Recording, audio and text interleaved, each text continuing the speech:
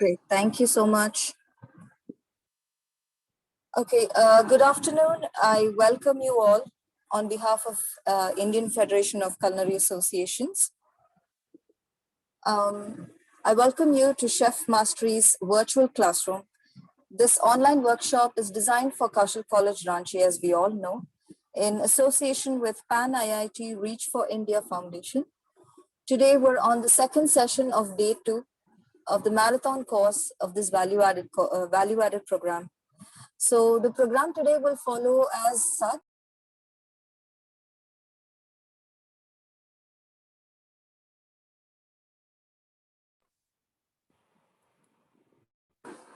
Can everyone hear me? Yes, ma'am. Okay. So we'll have Chef Manisha Basin, who will be demonstrating, will make a presentation on basic cuts of mutton and chicken and fish. And then we will have a break between 3:50 and 4. And then the next session between 4 and 4:45 will be run by Chef Tushar Malkani on ingredients, buying, selecting and receiving. So following that will be a 10-minute of Q&A session, and then we'll have a closing note. So this is the program flow. I would encourage all the students to ask as many questions as possible. And I now welcome Chef Manisha Basin. Chef Manisha Basin is a corporate chef with ITC Hotels. She's an experienced senior chef with a demonstrated history of working in consumer goods industry, leader in high-profile catering to heads of states, including USA and many distinguished personalities of the world, and luxury catering segment, hospitality management, customer service, and hotel management.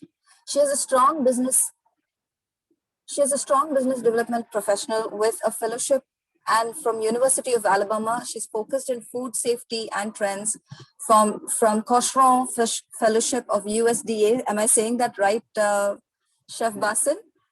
Winner of many national and international awards, pioneer of many path-breaking concepts, including Delnavi and Pan Asian. Chef Manisha Basin, many hearty welcome, and we are so happy to have you here as part of this panel. Please take away the floor. Please take over. Okay, great. Thank you. Thank you for that fantastic, exaggerated introduction. But thank you once again. And on the screen, I see a lot of young girls wearing chef's cap and chef's uniform. It is so heartening to see this. I think there are close to 45 odd girls who are here. Tell me, what is the best language that I can communicate in? Should मैं हिंदी में बोलूं या English में? A good combination. As in, I think if you could do a Hindi, it would be perfect. Am I correct, Chef Saurabh? Ma'am, so the technical terms, what we use, that is of course will be used in English only. We use it in the college as well. Basic level English, they are okay. But some critical sentences Hindi, that would be fine. I in fact, जो मैंने program बनाया है, वो हिंदी में ही करा था, because मतलब I feel very ashamed that मेरे को इतनी अच्छी हिंदी नहीं बोलनी आती. तो मुझे थोड़ा सा आप माफ कर दीजिएगा अगर मैं कभी स्विच करूं किसी और लैंग्वेज में. तो इट इज खाली इसीलिए क्योंकि हम होटल में काम करते हैं, तो बाय फोर्स हमको हिंदी इंग्लिश ज़्यादा बोलनी पड़ती है.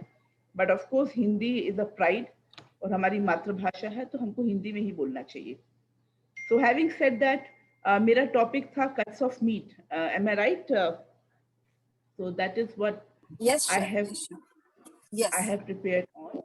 पर मैं इस पार्टिसिपेटिव करना मांगूंगी. मुझे पता है मेरे पास 50 मिनट हैं, तो अगर आप लोगों को कहीं पे भी कोई क्वेश्चन हो, I am here to guide you. अगर आपको please ask the question, please unmute yourself. बिल्कुल इनफॉर्मल सेशन है ये. I know I am dealing with young girls, तो आपके दिमाग में काफी क्वेश्चन आएंगे over and above the topic जो हम डिस्कस कर रहे हैं. तो आपके पास कोई भी क्वेश्चन है, कोई भी क्वेरी है, आखिरी के 15 मिनट हम ओपन रखेंगे ताकि आप लोग कोई भी क्वेश्चन मुझसे पूछ सकते हैं। Does it sound good? ठीक है ये आप सबके लिए? Definitely, ma'am. So nice of you. Definitely. Okay, great. So I will start with my presentation. I will share the screen. मैं screen share कर रही हूँ.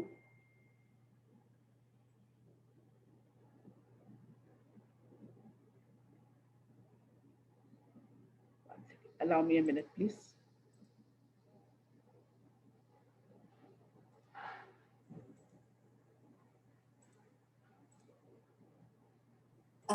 Chef Manisha, please excuse me for asking a very silly question, but when you said pachas, is it 45 or what number is that?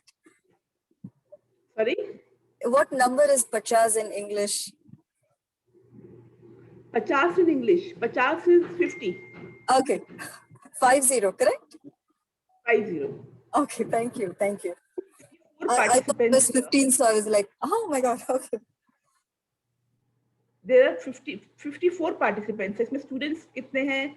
मेरे ख्याल से 45 तो होंगे. 44. Ma'am, we have around 60 students, but due to the weather conditions, they are joining from their home due to lockdown in Jharkhand. So in the second half, due to rain and all, little bit problems sometimes they face. Gradually, they will join, ma'am. ठीक है. No issues. No issues. You can take this presentation और अगर इसमें कोई value आपको लगता है add होती है स्टूडेंट्स में तो आप इस प्रेजेंटेशन को भी बाद में भी शेयर कर सकते हैं. No problem. तो बेसिकली कट्स ऑफ मीट थे, पर जैसे मैंने आपको बोला कि अगर यहाँ पे 50 स्टूडेंट हैं तो I want this to be a participative. आप लोग पार्टिसिपेट करें, आप लोग क्वेश्चन पूछें तो मुझे बड़ी खुशी होगी. तो मछली की पाक कला. अतुल सर इन लोगों को थोड़ा बोल दीजिए. तो मेरा टॉपिक था कि कैसे सिलेक्शन करें. अगर आपको फिश को सिलेक्ट करना है अपने घर के लिए या अपने होटल के लिए तो क्या क्या क्या क्वालिटीज हैं जो आप देखेंगे.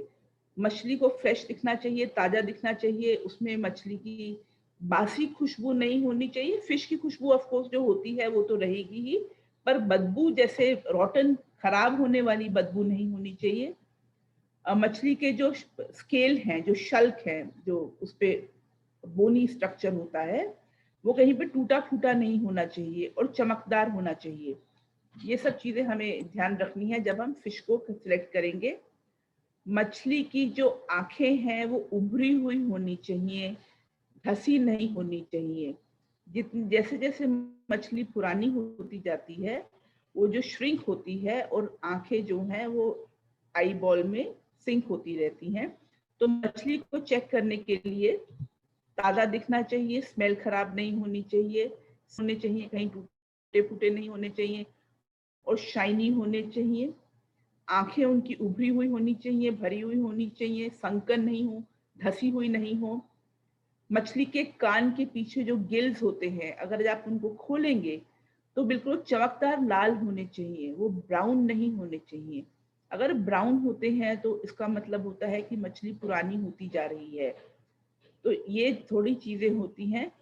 और जब मछली को आप दबाएंगे, स्किन को अगर आप दबाएंगे तो स्किन शुड स्प्रिंग बैक, मतलब स्किन को वापस उसी लेवल पे आ जाना है. जैसे अगर आपका पाँव कुछ कहीं पे सूजन होती है, अगर आप दबाते हैं तो गड्ढा पड़ जाता है, वो गड्ढा नहीं पड़ना चाहिए. The flash must bounce back. ये 2-3 चीजें होती हैं जो आपको बहुत ध्यान रखनी है जब भी आप फिश सिलेक्ट करें. जब मछली को काटा जाए अंदर से साफ और चिकनी होनी चाहिए, मतलब उसके अंदर कोई तरह की स्मेल नहीं होनी चाहिए, अंदर कोई तरह का गंध नहीं होना चाहिए. ये काफ़ी चीज़ें होती हैं जो जब फिश आपके सिस्टम में आती है तो आपको कैसे इसको प्रोसेस करना है वो हम अगले उसमें करेंगे. मछली को कैसे काटे. अब मछली का पूरा स्ट्रक्चर है. आप देखें, इसका हेड है, कामा है, एब्डोमेन मीट मतलब पेट का मीट है, टेल मीट है, बैक मीट ऊपर की तरफ है और टेल है. और जहाँ पे कावियर लिखा है वहाँ पे मछली के रो होते हैं, मछली के अंडे होते हैं. काफी हमारे स्टेट्स में इन मछली के अंडों के पकोड़े भी बनते हैं, इनको काफी तरह से डेलिकेसी में भी खाया जाता है। पर I like it to be participative. आप में से किसको कावियर के बारे में पता है? कोई आंसर करेगा?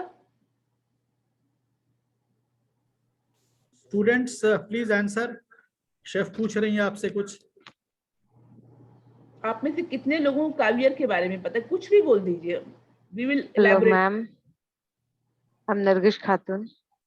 हाँ जी। Ma'am, caviar is a roux of a sturgeon fish. Very good, excellent. बिल्कुल, it's a roe of sturgeon fish और बहुत ही महंगा होता है। आपको पता ma'am. है 10 ग्राम कावियर जो है कितने का हम डब्बा अगर खरीदें तो कहाँ कितने का आता है? करीब 10 ग्राम आपको अप्रोक्सीमेटली 3000 रुपए की एक छोटी सी डब्बी आती है कावियर की। ये कावियर का रेट है। और वर्ल्ड की बेस्ट कावियर ईरान और रशिया से आती है। और जो स्टर्जन फिश है ये ठंडे पानी की मछली है। और कावियर तो डेलिकेसी है। और कावियर की अलग अलग लेवल होती हैं। एक ब्लैक कावियर है, देन ब्राउन कावियर है। जो एल्ब्यूमिन कावियर है या जो गोल्डन कावियर है वो सबसे महंगी है। इनफैक्ट ये तो हम कॉमन लोग तो हम अफोर्ड नहीं कर सकते, पर जो भी अफोर्ड कर सकते हैं इसके लिए स्पेशल वो बनती है डब्बी जो गोल्ड की होती है। तो कावियर इज अ डेलिकेसी। पर इंडिया में हम कावियर के बदले हम फिश रो खाते हैं। हमारे पास स्टर्जन फिश नहीं है। हर फिश ऑफ कोर्स अंडे होते ही होते हैं। मुझे पता है ईस्ट इंडिया में मेरे ख्याल इसके पकोड़े भी बनते हैं। अगर आप लोग कैसे खाते हैं कावियर या फिश का अंडा, फिश रो के खाने Yes में मैम, हम लोग भी पकौड़ा बना के खाते हैं। थोड़ा बना के खाते हैं और Yes किसी मैम। ग्रेवी फिश करी में डालते हैं। मैम, उसके पीसेस को करी में डालते हैं। हाँ, पीसेस को करी में। आप फिश तो आप लोगों की बहुत बढ़िया, बहुत अच्छी प्रिपरेशन है आपकी फिश की। तो ये फिश के कट्स है। अब फिश दो तरह की होती है, एक ऑयली फिश होती है, एक फ्लैट फिश होती है। जो फ्लैट फिश होती है वो बिल्कुल फ्लैट होती है, जैसे बिल्कुल ही उसमें अगर मैं बीच से काटूंगी तो बीच की हड्डी और बहुत ही कम मांस मुझे मिलेगा। वो उसको फ्लैट फिश बोलते हैं। जैसे पॉम्फ्रेट हो गई, वो फ्लैट फिश है। जो राउंड फिश या ऑयली फिश है वो बिल्कुल राउंडिश होती है, जैसे स्टर्जन हो गई, रोहू हो गई। तो ऑयली फिश और फ्लैट फिश में ये फर्क होता है। ऑयली फिश का जब दान निकालते हैं, दैट मीन जो स्टेक निकलती है, जो हम बंगाली फिश करी में भी यूज करते हैं और काफी अलग जगह पे यूज करते हैं, वो बहुत ही बढ़िया होती है। और रोहू में तो बहुत कांटे होते हैं, पर और काफी फिशेस हैं जैसे रेड स्नैपर हो गई या बेकटी हो गई, which is a single bone fish. तो इसमें इसकी स्टेक्स जब निकलती हैं तो सुरमई हो गई, इसके तंदूरी टिक्कास वगैरह बहुत बढ़िया बनते हैं। तो फिश का जो बैक मीट है वो सबसे प्राइम होता है। और अगर हम और थोड़ा ज्यादा इलेबोरेट करना मांगते हैं फिश को, तो जापान में जो फिश होती है, जो ट्यूना होती है, वो भी ऑयली फिश है। तो जापान की जो ट्यूना है उसमें भी अलग अलग कैटेगरी होती हैं। मगुरो हो गई, चुटोरो हो गई, हमाची हो गई। ये अलग अलग प्रकार के कट हैं, अलग अलग प्रकार की फिश हैं। वो कच्ची मछली खाते हैं, सुशी में डाल के खाते हैं या साशिमी में खाते हैं। पर उसमें एक चीज बड़ी इंपॉर्टेंट होती है, fish has to be the freshest. तो फ्रेश फिश के लिए क्या करते हैं, या तो जैसे ही आपने समुद्र से पकड़ी या दरिया से पकड़ी, उसको उसी टाइम IQF करते हैं, that means individually quick frozen. उससे क्या होता है कि फिश का जो खराब होने का प्रोसेस है वो वहीं पर रुक जाता है। तो IQF जब करते हैं, तो अगर आप IQF का ये एडवांटेज है कि अगर आप हर 15 फिश आपने पकड़ी, आपने उनको इकट्ठा फ्रीज नहीं किया, आपने उनको IQF किया, मतलब फिश को फ्रीज तो किया पर हर फिश अलग अलग फ्रीज करी। उससे क्या होता है, अगर आपको जरूरत पड़ेगी तो आप एक मछली निकाल के थॉक करेंगे, आपको 15 मछली निकाल के थॉक करने की जरूरत नहीं है। तो दैट इज समथिंग, ये सब चीजें आपको बहुत आगे आपके करियर में काम आएंगी। IQF से क्वालिटी जो है बहुत बढ़िया रहती है, तो that is something we must remember. Fish का जो स्टेक होता है जिसको दान बोलते हैं, DARNE, that is very good cut. Fish का फिलेट भी होता है। नॉर्मली जो फ्लैट फिश होती है उसका हम फिलेट निकालते हैं, जैसे पॉम्फ्रे का फिलेट निकालते हैं। तो दान काटेंगे खास नहीं मिलेगा आपको, आपको मीट चाहिए उसमें। टेल और मुड़ी, मुझे पता है head and tail again East India में बहुत पॉपुलर है। इट्स अ प्राइज पोजीशन, है मैं राइट? शादियों में दुल्हन को आप हेड करी देते हैं। मैं सही बोल रही हूँ या गलत बोल रही हूँ? मेरी जो लिमिटेड नॉलेज है क्यूजीन की, फिश हेड करी is very popular I think all over the world. काफी देशों में, स्पेशली एशियन कंट्रीज में फिश हेड करी बहुत बहुत पॉपुलर है। हमारे ईस्ट इंडिया में देख लीजिए, या आप थाईलैंड में देख लीजिए, आप म्यांमार में देख लीजिए, वियतनाम में देख लीजिए, हर जगह पे फिश हेड करी बहुत प्राइज पोजीशन है एक्चुअली। जो आपका गेस्ट ऑफ ऑनर होता है, जो आपका चीफ गेस्ट होता है, उनको फिश हेड करी ऑफर करी जाती है। So these are the cuts of fish that we have seen. हमने देखा है कि फिश की क्वालिटी कैसे हम चेक करते हैं। आप में से कोई भी मुझे बता सकता है फिश की क्वालिटी हम कैसे चेक कर सकते हैं? Ma'am, good afternoon. My name is Pratima ma'am. Ma'am, okay, जो फिश में ताजी खुशबू होनी चाहिए, उसकी जो वेरी गुड, गलफड़े होते हैं वो बिल्कुल रेड होनी चाहिए, बिल्कुल, उनकी आंखें संकीर्ण नहीं होनी चाहिए। हाँ जी। That's all ma'am. और जब आप उसको फ्लैश को प्रेस करेंगे तो फ्लैश पे गड्ढा नहीं पड़ना चाहिए। Yes, फ्लैश मतलब उससे क्या, उसका क्या मतलब होता है? उसका मतलब होता है कि जो मसल है वो डिसइंटीग्रेट हो गया, मतलब टूट गया है, क्योंकि वो पुराना हो गया है। अगर नया होगा तो उसमें स्ट्रक्चर उसका वैसे का वैसा ही रहेगा। तो पुराने में वो टूटता है, इसलिए जब आप प्रेस करेंगे तो वो वापस नहीं बन पाता। इसलिए ये थोड़ी चीजें होती हैं जो हमें ध्यान में रखनी होती हैं। Thank you. और स्केल उसका कहीं पे इवन होना चाहिए, चमकदार होना चाहिए, टूटा फूटा नहीं होना चाहिए। Yes ma'am, thank you ma'am. Thank you. अब हमारा अगला टॉपिक, अगला मीट है चिकन। मुझे प्लीज क्षमा करिएगा अगर मेरी हिंदी में जो मैंने लिखा है गलत लिखा हो।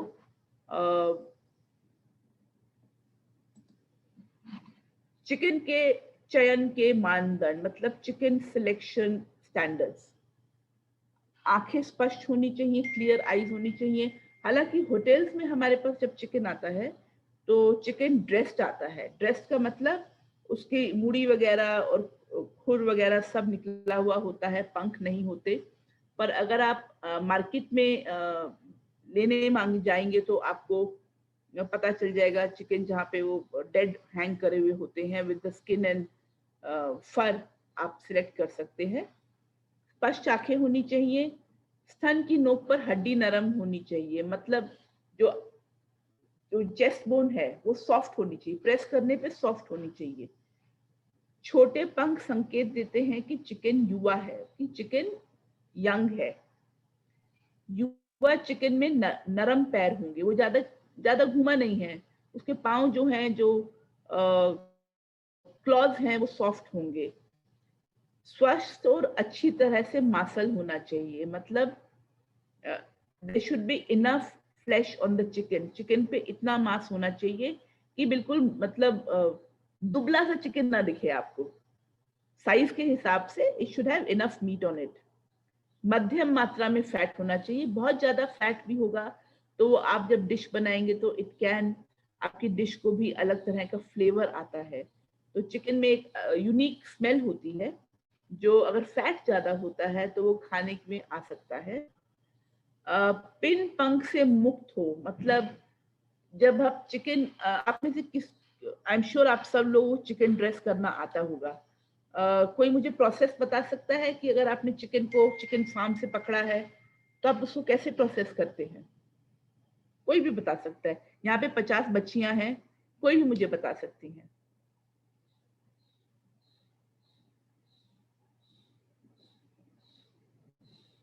How to dress a chicken.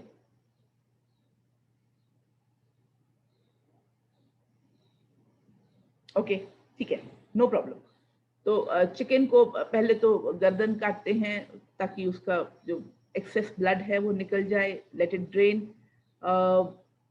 तो देर टू काइंड्स एक्चुअली। मटन में ज्यादा होता है हलाल या झटका, पर ये प्रूवन है कि हलाल से जो इम्प्योरिटीज हैं मीट में वो ज्यादा निकलती हैं, क्योंकि धीरे धीरे जो है ब्लड ड्रेन आउट होता है। तो वो करने के बाद उसके पंख नोच लिए जाते हैं, निकाल दिए जाते हैं, और पंख निकालने के बाद वो गर्म पानी में निकलता है ताकि उसका जितना भी एक्स्ट्रा पंख है वो निकल जाए। पंख निकालने के बाद अगर आपने कभी भी चिकन में देखा होगा, स्किन पे कांटे की तरह कुछ पंख के क्विल अंदर घुसे हुए होते हैं, वो सब खाने में बिल्कुल नहीं आना चाहिए। तो जब भी आप चिकन विद स्किन अपने खाने के लिए प्रयोग करें तो आपको देखना है कि ये क्विल उसमें ना हो, वो सब हटाना चाहिए, बहुत जरूरी है। पिन पंख से मुक्त हो, that's what it means. Quill जब मैंने बोला, उस पे चिकन पे कोई चोट नहीं लगी हुई होनी चाहिए। मतलब अपने जीवन काल में अगर चिकन को किसी प्रकार की बीमारी हुई है या कोई चोट लगी है तो उसकी स्किन पे आपको डैमेज दिखेगा। आपको वो हिस्सा अपना खाने में इस्तेमाल नहीं करना, क्योंकि उसमें क्लॉटेड ब्लड भी होता है। तो ये कुछ पॉइंटर्स हैं जो आपको देखने हैं। मस्ट रिमेम्बर दैट चिकन जो मार्केट में होता है अलग अलग वेट में आता है। तो अगर आप तंदूरी चिकन यूज करते हैं तो तंदूरी चिकन का वेट आपका 650 से 700 ग्राम ही होना चाहिए। अगर आपको करी में यूज करना है तो 800 से 1000 ग्राम में होना चाहिए। अगर आपको स्टॉक बनानी है, चिकन स्टॉक जो सूप में यूज होती है, उसके लिए हम कैपॉ यूज करते हैं। आई एम सॉरी, मुझे कैपॉ का हिंदी वर्ड नहीं पता। It's a castrated male chicken. जो चिकन बड़ा हो जाता है तो उसके जो स्टॉक बनती है वो बहुत फ्लेवरफुल होती है, तो कैपॉ यूज करते हैं। रोस्ट चिकन के लिए जो है चिकन विद स्किन करते हैं। करी कट के लिए, इंडियन करी कट के लिए हम स्किन को निकाल देते हैं। इंडियन फूड में नॉर्मली चिकन स्किन नहीं यूज होती, other than maybe some states in maybe Assam or Mizoram where the skin perhaps is eaten. तो अगला है चिकन कैसे काटें। ये देखिए, अब ये अलग अलग चिकन के पार्ट्स हैं। इसको हम ड्रमस्टिक बोलते हैं, जो लेग का नीचे का पार्ट है। ये पूरी लेग है, ये विंग्स हैं, ये होल चिकन है, ये होल ड्रेस चिकन है जिसको मैं अभी बोल रही थी। जो मैं क्विल की बात कर रही थी, इस पे छोटे छोटे पंख होते हैं इनमें। उसमें कई बार यहाँ पे आपको स्पाइक दिखेगा, वो आपको खींच के निकाल देना है। चिकन ब्रेस्ट है और चिकन थाई है। डिफरेंस बिटवीन चिकन ब्रेस्ट और चिकन लेग है कि चिकन लेग को नॉर्मली रेड मीट माना जाता है और चिकन ब्रेस्ट को व्हाइट मीट माना जाता है। तो अगर आपको किसी तरह का डाइट है या कुछ है तो नॉर्मली प्रेफर करते हैं कि चिकन ब्रेस्ट खाई जाए। चिकन विंग्स धीरे धीरे बहुत पॉपुलैरिटी कर रहे हैं। मुझे याद है जब मैं ट्रेनी थी बुचड़ी में आज से 20-30 साल पहले, तो चिकन विंग्स को इतनी वैल्यू नहीं थी, पर आजकल इतने सारे रेस्टोरेंट आ गए हैं। जो आपने किसी ने सुना होगा बफलो विंग, वो बफलो विंग नहीं है, वो चिकन विंग ही है। वो जो किसी एक सर्टेन प्रकार से बनाया जाता है उसको चिकन विंग बोलते हैं। चिकन की बड़ी प्रिपरेशन है, पर अगर आप करी कट करेंगे जो इंडियन फूड में करते हैं तो हम चिकन लेग्स को 4 में करते हैं। चिकन ब्रेस्ट और जो विंग होता है उसके 3 पीस करते हैं। That's a standard what I am trying to tell you.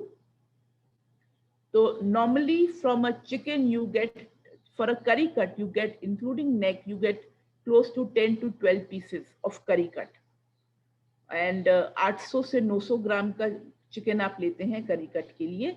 जितना अगर बहुत बड़ा चिकन लेंगे तो उसमें भी फ्लेवर नहीं रहेगा ज्यादा, और कुकिंग में भी थोड़ी प्रॉब्लम हो सकती है।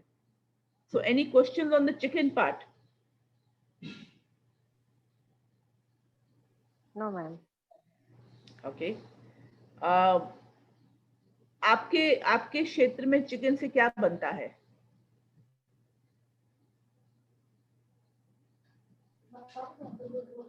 मैम, हमारे क्षेत्र में चिकन से जीलू झोर बनता है. क्या बनता It है? is a जीलू झोर. गिलू झोल. अच्छा. Ma'am, it is a traditional kind of Jharkhandi chicken curry. Oh, nice. And we तो also उसमें क्या yes, हाँ ma'am. Ji. Ma'am, Tell me. yes, ma'am. And we prepared charpa with the minced chicken. We also prepare patra pitha. Okay. पतरा We- पीठा. Yes, ma'am. पीठा मतलब चावल के आटे का कुछ होता है क्या? Yes, ma'am. Yes, ma'am. Yes, ma'am. Am I right? Oh, Yes, ma'am. interesting. And ma'am, we also prepare patra biryani with the help of chicken and rice, which is steamed on leaf plate. Okay. That's very interesting. Yes, ma'am. I would like to actually know about your food also. It will be so interesting to know. तो अगर आप में से कोई नरगिस, अगर आप ही मेरे को मे बी थोड़ा सा कुछ स्पेशल डिशेस जो झारखंड की हैं, अगर आप मुझे मेल करेंगे तो I will be happy to learn from you. Yes, ma'am, definitely. I will try. Ma'am, we are also doing a special menu on Jharkhandi cuisine. We prepared lots of Jharkhandi dishes on that Fantastic. practical. तो आप मेरे से share करिए. आपके पास number आपको इसका से व्यक्ति मैं भी बाद में भी बता दूंगी अपना ईमेल आईडी, जहाँ पे आप मेल कर सकते हैं मुझे. And we will be in touch. And आप लोगों में से किसी को भी किसी प्रकार की एडवाइस चाहिए हो तो आप मुझे मेल ड्रॉप कर सकते हैं. मैं definitely I will try to respond to that. Okay. Yes, ma'am. Thank you. So the next cut of meat is mutton. Mutton के चयन के मानदंड,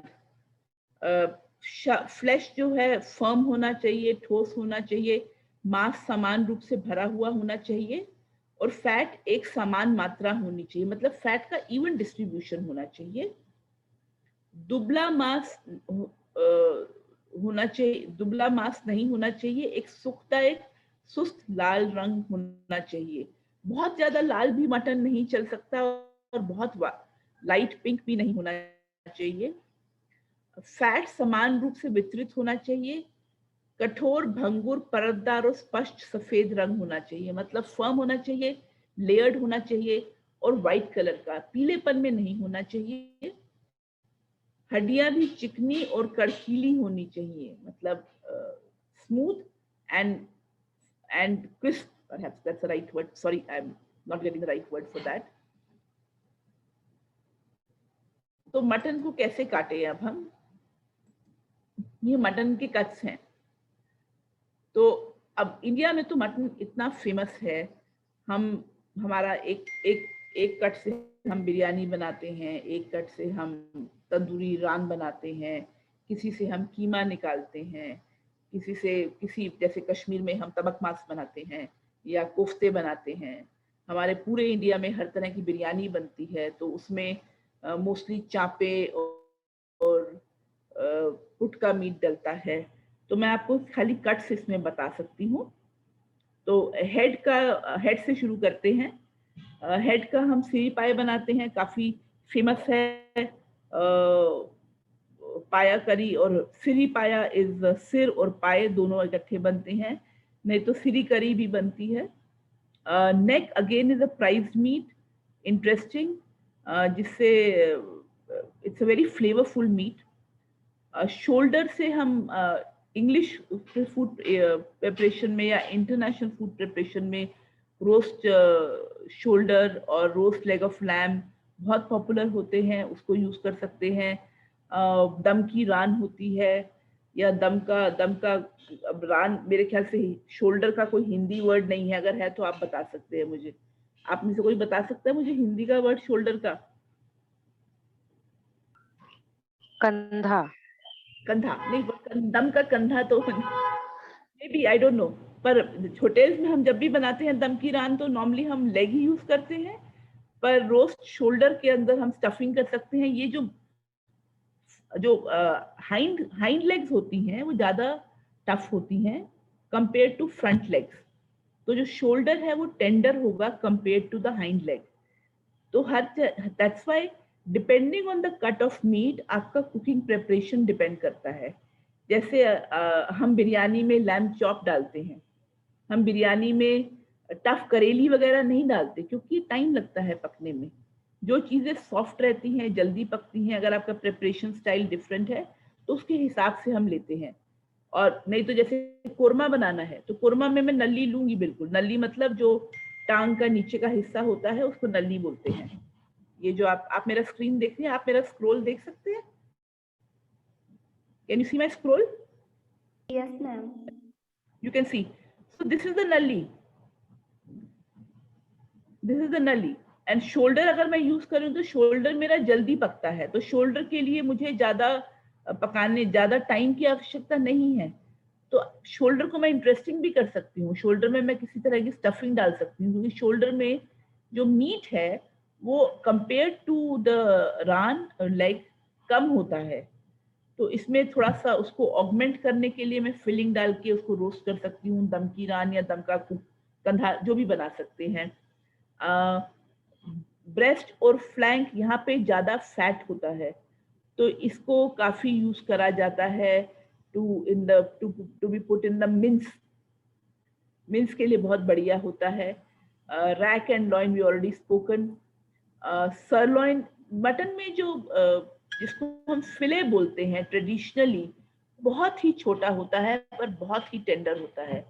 तो आई रिमेम्बर जब मैं शेफ होटल में शेफ थी तो हम कलेक्ट करते थे सरलॉइन, और वेस्टर्न फूड में हम उसको रोस्ट फिले ऑफ लैम करके बनाते थे।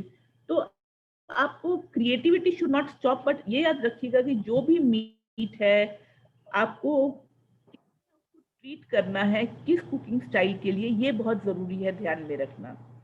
उसके लिए कि मतलब अगर आप फिले लेते हैं जो मैं अभी बता रही थी आपको, जो झटपट बन जाता है, not more than 10 to 15 minutes grill and हल्का सा अवन में डाल दीजिए, बहुत बढ़िया बनता है। अगर मैं उसका कोरमा बनाने लगूंगी तो वो कोरमा बिल्कुल नहीं बन पाएगा, क्योंकि वो बिल्कुल डिसइंटीग्रेट हो जाएगा, उसका फ्लेवर निकल जाएगा, उसके जो टेंडन्स हैं वो सूख जाएंगे, और it will be just like eating भूसा लिटरली। तो इसी प्रकार जो भी कट ऑफ मीट है वो हमें बहुत जरूरी है ध्यान रखना।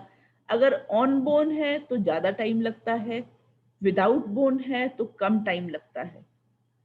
तो जब भी हम मीट या चिकन या फिश कुछ भी बनाएं, हमें ये जरूर ध्यान रखना है कि सबसे पहले हमें उसको सियर करना है। सियर मतलब आपने गरम तेल किया या आपका हॉट प्लेट गरम है, अगर आप स्टेक बना रहे हैं या आप कोरमा बना रहे हैं तो आपका तेल गरम है, मसाला वगैरह उसमें डला हुआ है, मतलब प्याज और लहसुन वगैरह करा हुआ है अगर आपने, तो आप मीट डालिए। जब मीट चारों तरफ से सील हो जाता है उसके बाद नमक डाला जाता है। क्यों? क्योंकि जैसे ही मैं नमक डालूंगी सारा फ्लेवर मीट के अंदर का बाहर निकल जाता है। नमक की प्रॉपर्टी है वो पानी खींचता है, इसीलिए जब मैं सील कर देती हूँ मतलब सारे मीट का रंग बदल जाता है। जरूरी नहीं कि पका हुआ हो, खाली मुझे चारों तरफ से उसको सील करना है। एक बार कोएगुलेट हो जाता है सारा मसल अराउंड, जो श्रिंक करके पकड़ लेता है पूरे मीट को, then when I add salt then it is better, ताकि उसके फ्लेवर कभी नहीं निकलते। तो ये सब आई एम हमारी दादी हमारी नानी के जो तरीके थे खाना बनाने के, उसमें जरूर कोई साइंस थी, पर हाँ हमको शायद पता नहीं था कि क्या साइंस है। आज हम सब एजुकेशन से हमें ये सब पता है कि ये ऐसे होता है, फूड साइंस में ये होता है। अगर मैं खट्टा पहले डाल दूंगी तो शायद पकेगा नहीं मेरा, तो इसलिए शायद टमाटर वो लोग बाद में डालते थे। तो मल्टीपल थिंग्स आर देयर। तो आप जो भी आप कट लेंगे उसको किस प्रकार उसको प्रोसेस करना है बहुत जरूरी है, स्पेशली इन मटन। मैं मटन पे ज्यादा स्ट्रेस इसलिए दे रही हूँ क्योंकि ये टफ मीट, थोड़ा सा टफ मीट होता है compared to chicken and fish and prawn and whatever not. So these are the 3 cuts of meat that I have touched today. Any questions now? I'm leaving the floor open. We have It's 15:40 now approximately. So we have 10 minutes to go through the questions. Koi question? I love to interact with you all. I would like to see you all.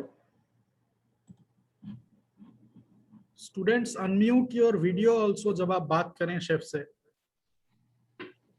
बल्कि हमारा तो आजकल पिछले 1 साल से हम लोग zoom पे ही काम कर रहे हैं, तो बहुत जरूरी है हमको हर एक से इंटरेक्ट करना, to see everybody. I would like to see the girls who are here, the future of chefs trade, and it is so good to see there's so many ladies who are here on this panel.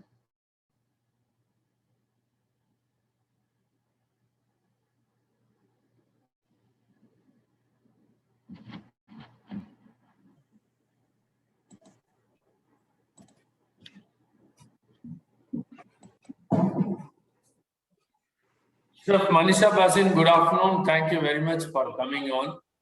I'm sure Hello, ma'am. with this tough and pandemic times, you have taken your time out to share very valuable, good time with young students.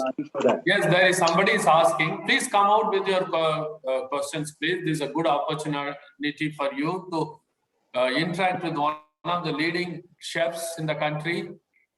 How many of you would like to become Chef Manisha Basin? Hello, ma'am. I'm Nargish. Hi Nargis, how are you? Yes ma'am. Ma'am मेरा question था ना, जब आप बता रहे थे कि कौन ये मटन में कौन सा मीट किस प्रिपरेशन के लिए अच्छा होता है, तो वहाँ पे मे बी थोड़ा नेटवर्क इशू था तो आपकी आवाज ब्रेक कर रही थी. Ma'am can you please repeat कि which part is good for biryani, paya and other things? Paya के लिए तो of course paya leg. Actually आप उसको रोस्ट करते हैं and then you braise it. First you blanch it and take away सारा गंद उसका निकाल देते हैं, क्योंकि पाया है ये जमीन में चल रहा है.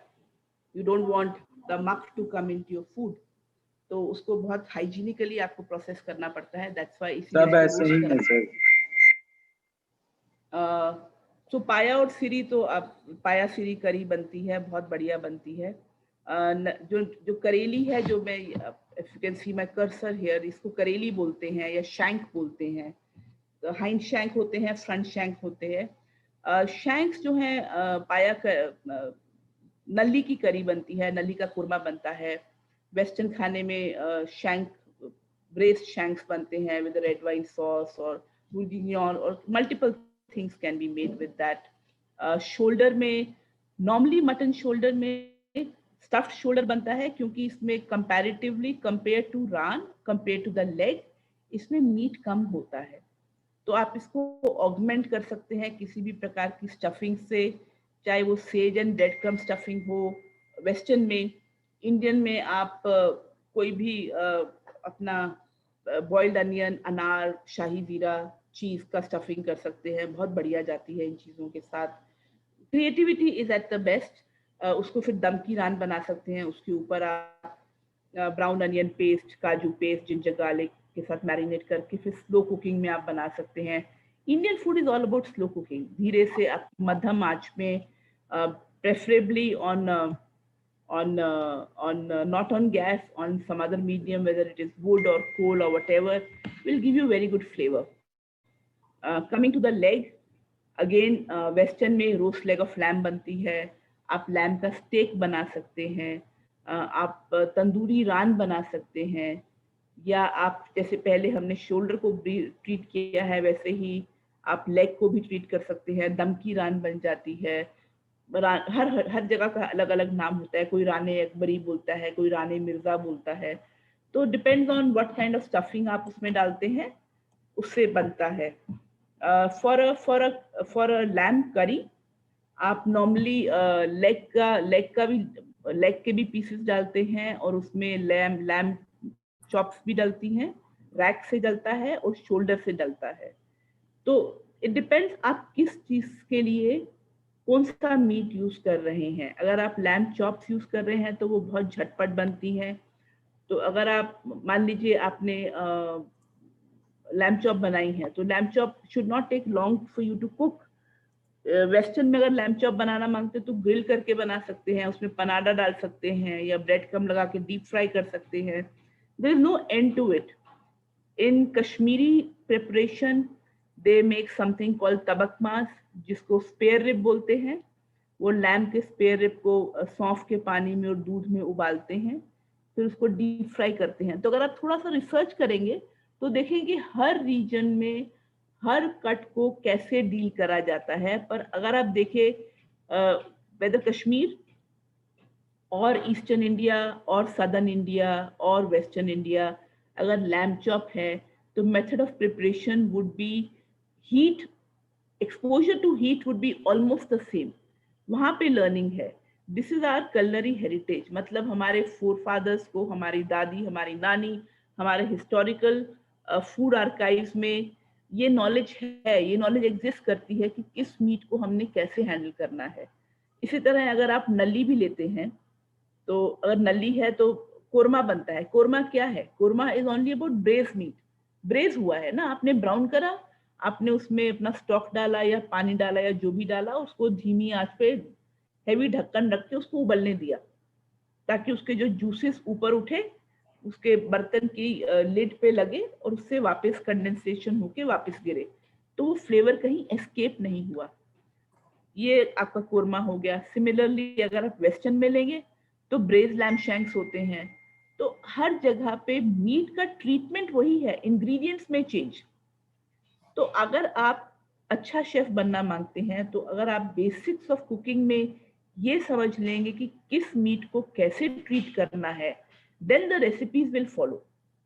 उसके लिए बड़ा जरूरी है कि आपको मीट का स्ट्रक्चर पता होना चाहिए, आपको पता होना चाहिए कौन सी जगह पे ज्यादा मसल है या ज्यादा हार्ड मसल है, तो it needs a different kind of treatment compare to जहाँ पे less used part of the meat है तो वो नेचुरली सॉफ्टर होता है। और अगर छोटा बकरा है तो मे बी ज्यादा एक्सपैंडेड कुकिंग की जरूरत नहीं है, जल्दी पक जाएगा। बशर्ते बड़ा बकरा, normally a large bakra is 10 to 12 kg, a small bakra or a kid gosht is approximately 6 to 7 kg in weight. Does that answer your question? Yes, ma'am. Yes, ma'am. Thank you, ma'am. Yeah, thank you. So I have only covered chicken, mutton and fish in this.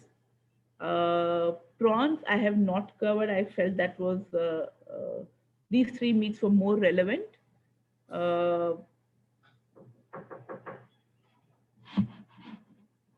Any questions? Okay. Afternoon, ma'am. Please Good go afternoon, ahead. Ma'am, my name is Khandait and ma'am मैं पूछना चाहती हूँ कि fish के topic में आपने IQS use किया था जो टर्म्स, क्या एक बार और एक्सप्लेन करेंगे आप? IQF is quick frozen, individual quick frozen. उसका मतलब है जैसे अगर मैंने ट्रॉलर है मेरा, जिसमें मैंने मान लीजिए 200-250 B grade C grade prawn catch करे, तो वो जो प्रॉन है वो इंडिविजुअली अगर मैं फ्रीज करूंगी और उनको फिर मान लीजिए एक पैकेट में मैंने 50 प्रॉन डाल दिए और ऐसे मल्टीपल मैंने 10 पैकेट बनाए और होटल ऑपरेट कर रहा है और ऑपरेशनल होटल में मेरे पास ये 10 पैकेट मेरे फ्रिज में पड़े हैं।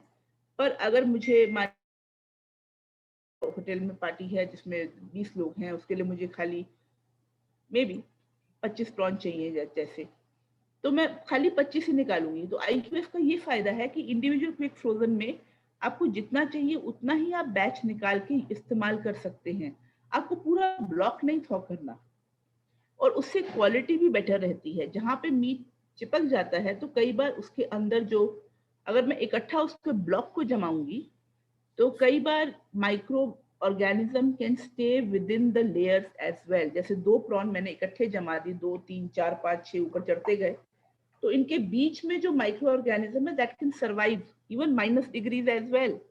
बट IQF में वो प्रॉब्लम काफी हद तक सॉर्ट आउट हो जाती है.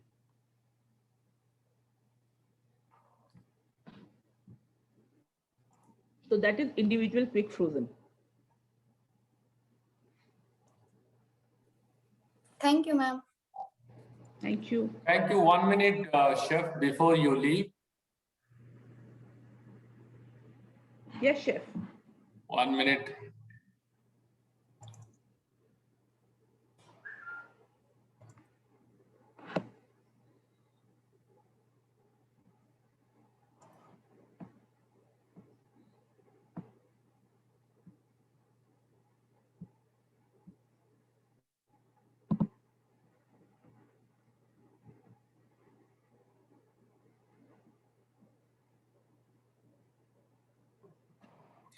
So this chef mastery is by IFCA and IIT alumni together with the Kaushal College. We have launched this program, and thank you for coming into this program.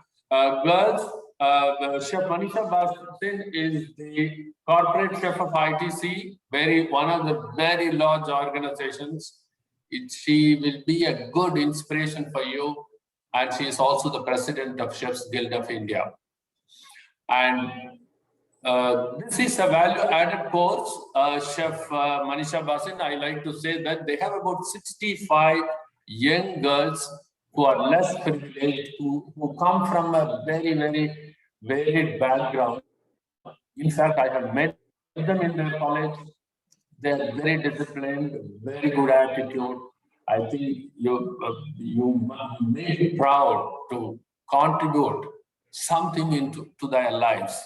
And I have visited this college, and these girls, I'm sure they will make a good career in this life. And with this year-long program and this 1 week crash course, I'm sure you will also get a time after this pandemic to visit this college.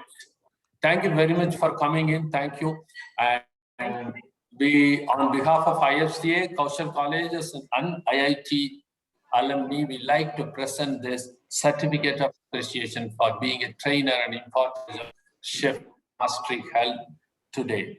Thank you very much, Chef. Thank you very much. Chef, the certificate Chef, is not displayed. Chef Sundar, I would also like to thank Chef Manisha Please. for conducting such a wonderful session.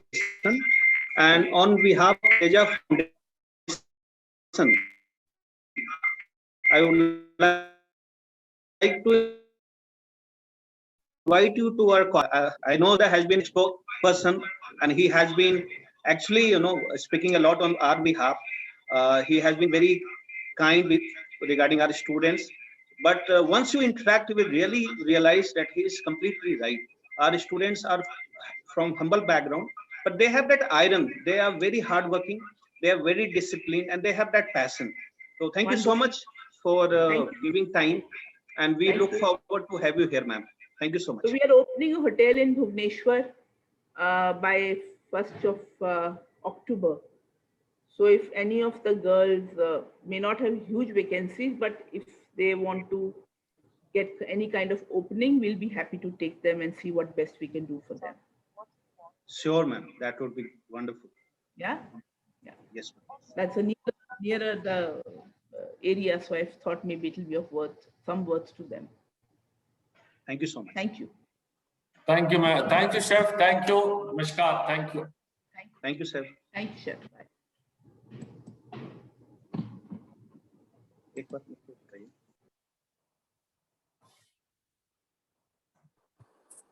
Okay, there is instruction for the students. Mr. Akesh or Saurav, you can also translate. See, during the beginning of the program and also during question and answer session, I want all of your videos and audios to be unmute. How do we know you are present or not present? I don't think we can. How will you get a certificate if you are not present? Definitely, sir. I don't want you to be for the whole program, but 10 minutes in the beginning of the program and during question session and at the end of the session, you have to be unmute your video and audio. It's mandatory from tomorrow. I don't know, today you are not prepared, you are not in uniform, that's okay for today, but from tomorrow, it's mandatory.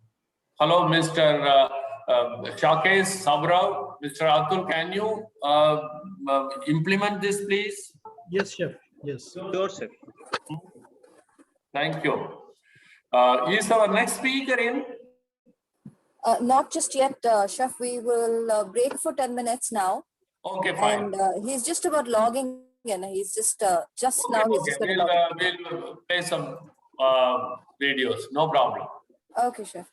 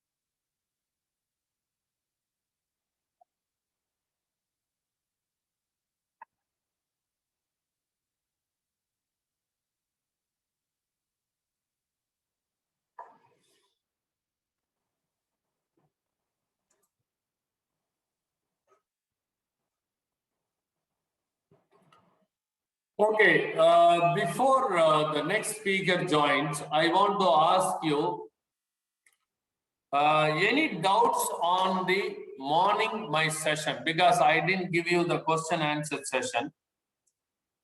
Or is Chef Taskar has come in, speaker has joined? Not just yet, Chef. I'll call him again and see what is happening, chef. Okay, fine. I Okay. think but he's trying to log in though. Okay, fine. Help him out. Okay, girls, tell me any question quickly. We don't have time because the next figure is going to come. So, what is your question?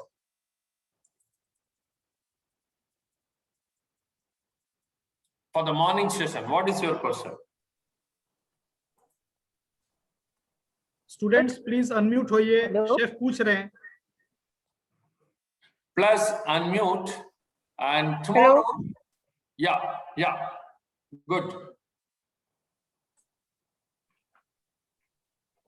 Good afternoon, sir. Good afternoon. Tell me. My name is Khushbu Kumari Singh. ठीक है. Sir मैं calorie चाहती हूँ. पूछो. Sir carbohydrate, protein और fat में 1 ग्राम calories में कितने कंटेंट्स होते हैं? 1 ग्राम कैलोरी में कितना कैलोरी बढ़ेगा? Okay, I will tell you. 1 gram of fat, okay? 1 gram fat has got 10 calories. 10. Only the fat has the highest calories. Okay? So the first one, the leader of the calories is fat. 1 gram of protein has got 7 calories. How many? 7 or 6. Some people say 6, some people say 7. We can even keep it as 7. No problem. 1 gram of carbohydrate has got 4 calories. Okay. So, suppose a human being needs 1800 calories. Suppose. 1 gram of fat contains 10 calories. So I will have 180 grams fat today and I'm happy I have all the nutrients. Can I do that? I will only have 180 grams fat, 1800 calories is over. I can do that? No, you can't do that. See, for every 100 calories, you can have 60 grams of 60% carbohydrate, 30% protein, 10% fat. So, in 1800 calories, I can only consume fat 180 calories. That means in one day, if I'm not doing any work, like me, I don't do any work. I just sit in front of the computer and talk. Then I can only eat 18 grams of butter, not more. If I eat more, it will be converted into cholesterol and it will be stored in the body. So remember that how much fat, you eat more fat, then you have to work more. You have to burn your energy. Very simple. Okay, thank you, Chef Toshkar Malkani. He has come on as the next speaker. I'm telling you, he's a very young, smart chef. He has put up his own restaurant. Can you believe it? He's a owner, chef come owner. I think most of you would like to grow from chef to owner in your life. And he is the chef come owner. He is a successful entrepreneur. So, Pavitra, I leave it to you, Pavitra, to invite him. Thank you, Chef. Pavitra? Yes, Chef, I'm here. Good afternoon, Chef Tushar Malkani. We thank you. On behalf of IFCA, we thank you to be on our panel. Thank you. Like Chef has already described, Chef Tushar Malkani is the executive committee member of Chef Guild of India. He has won the Star Chef Award of Indian Federation of Culinary Associations in 2019. He currently holds the position of Junior Treasurer with Western India Culinary Association. Chef Tushar Malkani has also won the G20 Honorary Gold Medal representing India at the Osaka Summit in Japan 2019. So, Chef, we are so happy to have you on our panel. Thank you very Thank you, much ma'am. Thank you. for making this session. Please take it away. Thank you, ma'am. Good evening, everyone. I'm Chef Tushar Malkani, and today I will just make it very simple. We'll be speaking.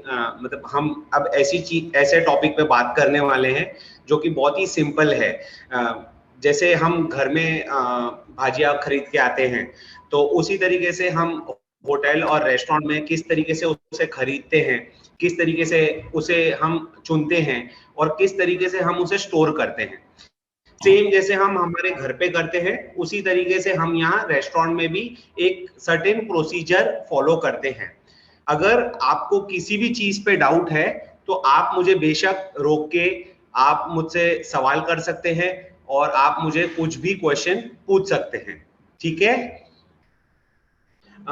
हम चालू करते हैं. जैसे अभी मेरा restaurant है, तो यहाँ पे हमारा एक प्रोसीजर होता है जिस तरीके से हम सामान खरीदते हैं. चाहे आप उसमें डेयरी प्रोडक्ट ले लीजिए, जैसे बटर हो गया, आपका क्रीम हो गया, आपका दूध हो गया, तो वैसे ही हमारी भाजियां होती है. तो सबसे पहले जब हम रेस्टोरेंट या होटल चालू करते हैं, हम पहले एक मेन्यू बनाते हैं हमेशा, और उस हिसाब से हम सामान क्या क्या लाना है और कितना लाना है और किस तरीके से उसको लाना है, उसके लिए हम वेंडर यानी कि जो डिस्ट्रीब्यूटर लोग होते हैं, हम उनसे अप्रोच करते हैं और हम उनसे कोटेशन लेते हैं. क्योंकि हम घर पे कैसा ले लेते हैं कि चलो 40 रुपए का टमाटर 1 किलो ले लिया, तो ये इस तरीके से होटल और रेस्टोरेंट में नहीं चलता है, क्योंकि हम लोग एक पर्टिकुलर कॉस्ट पे चलते हैं. जैसे कि अगर मैं कोई डिश 250 रुपए की बेच रहा हूं, तो वो मुझे कितने में पड़ रही है कि मैं उस पर प्रॉफिट कमा रहा हूं. आपको समझ में आ रहा है सबको? कुछ डाउट है किसी को? अभी तक ठीक है? Yes, sir. Yes, sir. Yes, sir. Yes, sir. Okay okay. तो उसी तरीके से हम क्या करते हैं, हम वेंडर लोगों से एक बिड बनाते हैं. बिड मतलब जैसे कि हमारा एक साल का जो रेट होता है, जैसे टमाटर अगर 40 रुपया किलो है, तो हम पूरा साल वो ही रेट पे लेते हैं. अगर मार्केट में भाव कम होता है तो वो हमारे जो वेंडर हमें देता है वो उसका फायदा होता है, और हमारा उसमें जो भी होगा 10 रुपए 5 रुपए ऊपर नीचे वो हमारा नुकसान होता है. बट इस तरीके से चलता है. तो इसीलिए सबसे इंपॉर्टेंट यहाँ क्या होता है कि मतलब हम तो घर में इन्वेंट्री कर लेते हैं. इन्वेंट्री म्हणजे जैसे आप घर में सामान ला रहे हो, तो हमको मालूम है आज इतना बनाना है, फिर वापस कल जाके 1 किलो आधा किलो ले लिया. बट यहाँ पे हम क्या करते हैं, जब हम लेते हैं तो एक टाइम पे 5 किलो 4 किलो इस तरीके से लेते हैं. तो जब हम सेल कैलकुलेट करते हैं, जो हमारा बिजनेस होता है पूरे दिन का, उसमें कितना माल लगा है और हमने कितने में खरीदा है, इस तरीके से ये परचेजिंग जो बोलते हैं, बाइंग बोलते हैं हम, सामानों का होता है. ठीक है, और कुछ डाउट है? Yes, chef. I अब have a आप जैसे doubt. देख सकते हैं पीछे मेरे रेस्टोरेंट में, जैसे कि अब ये कॉफी मशीन है, तो ये कॉफी बीन्स है इसके अंदर, तो ये 1-1 किलो के पैकेट में आता है. बल्कि मार्केट में बहुत लोग 200 ग्राम 250 ग्राम में बेचते हैं, जो कि 3 गुना भाव हो जाता है हमारे लिए. जो ये चीज हम लेते हैं, ये 1 किलो बीन्स आती है 850 रुपए प्लस टैक्स में. तो ये 850 रुपए में मुझे कितने कप्स देती है, ये बहुत इंपॉर्टेंट फैक्टर होता है एक बिजनेस को सक्सेसफुल करने के लिए. ठीक है, सिंपल एग्जांपल. कुछ पूछना है किसी को? Yes, chef. I have a doubt. Yes ma'am, please. My name is Nargish Khatun. Sir, Okay. आप थोड़ा देर पहले. Sir, can I continue in Hindi? Yes yes please, Hindi में बोलिए, नो प्रॉब्लम मैम, मैं हिंदी में जवाब दूंगा आपको. ओके सर, जैसा अभी आपने थोड़ा देर पहले बोला कि अगर हम किसी वेंडर से सामान खरीदते हैं तो साल भर मुझे उसी हाँ रेट जी. में देगा. सर, अगर सामान का दाम कम हो हाँ जाएगा, जी. फिर भी वो जितने में फिक्स है उतना में ही मिलेगा क्या? हाँ जी मैम, उतने में ही मिलेगा। तो यही तो ये बिजनेस किस तरीके से चलता है, इसमें ये फायदा होता है कि इसमें दोनों बाजू फायदा होता है। तो सपोजिंग अगर 35 रुपया है तो वो 40 रुपए का बीट डालता है कि कभी 5 रुपए अगर ऊपर नीचे होए तो वो 5 रुपए कभी उसको भी फायदा हो जाता है, कभी हमें भी फायदा हो जाता है। क्योंकि अगर 40 रुपए का टमाटर हो गया मार्केट में उसकी खरीदी, तो वो मुझे 45 रुपए में नहीं दे सकता है, तो मुझे वो 40 में ही देगा, तो उसमें 5 रुपए मेरा फायदा हो गया ना।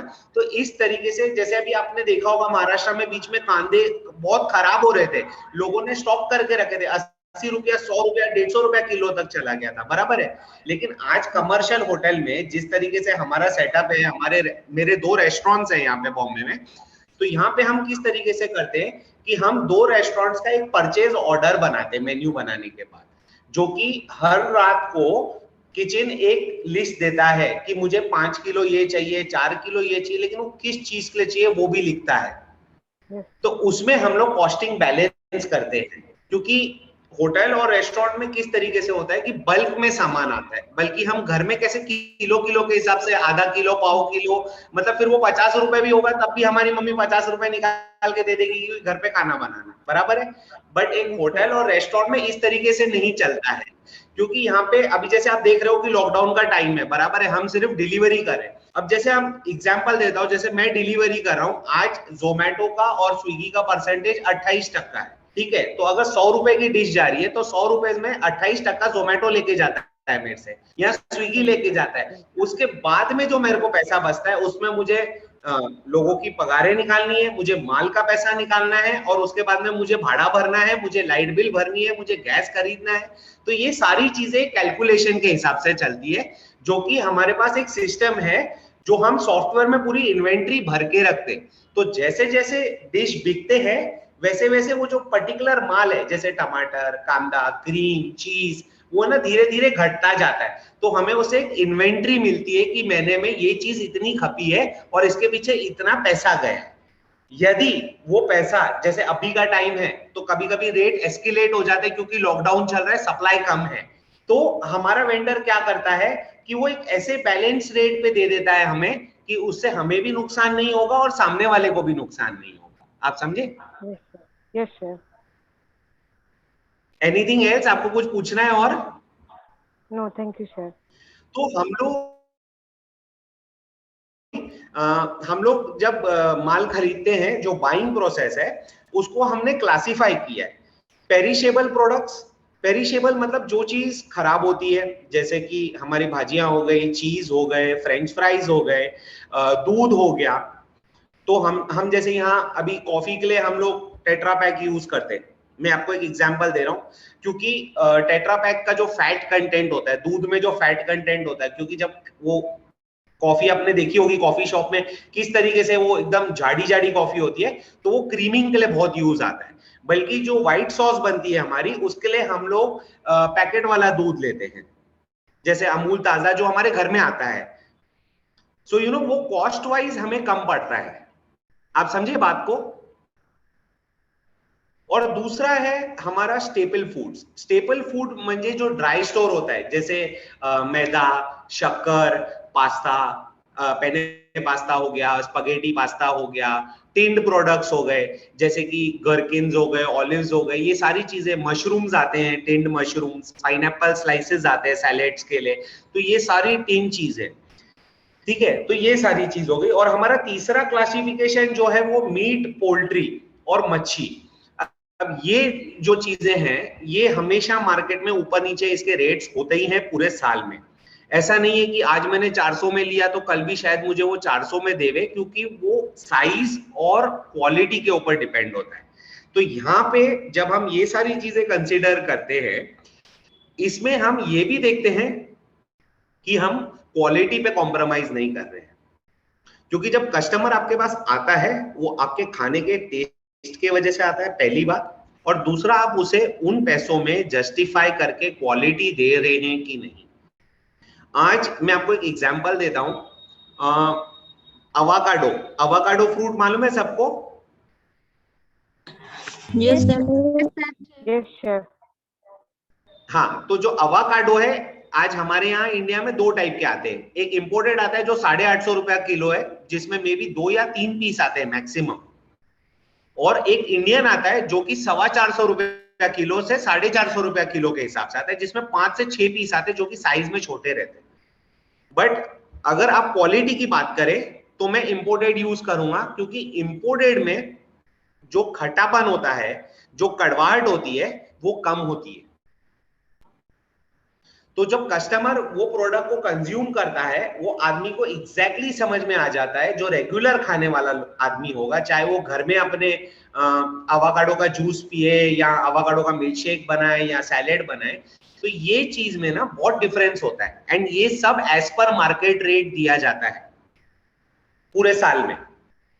जैसे इंग्लिश वेजिटेबल्स हम बोलते हैं, बराबर है, आपको मालूम है, जुकीनी, बेबी कॉर्न, ये सारे जो इंग्लिश वेजिटेबल, एक्सोटिक वेजिटेबल्स बोलते हैं जिसे हम, ये भी सारे फ्लक्चुएट होते हैं, इनके भी रेट्स मार्केट में फ्लक्चुएट होते हैं। तो इसके लिए जब हम बाइंग करते हैं तो भी हम हमेशा देखते हैं कि हम क्वालिटी चीज ले रहे हैं, क्वालिटी के साथ साथ वो हमारा पॉकेट फ्रेंडली है, क्योंकि नहीं तो हमको धंधे में नुकसान होगा, बराबर है।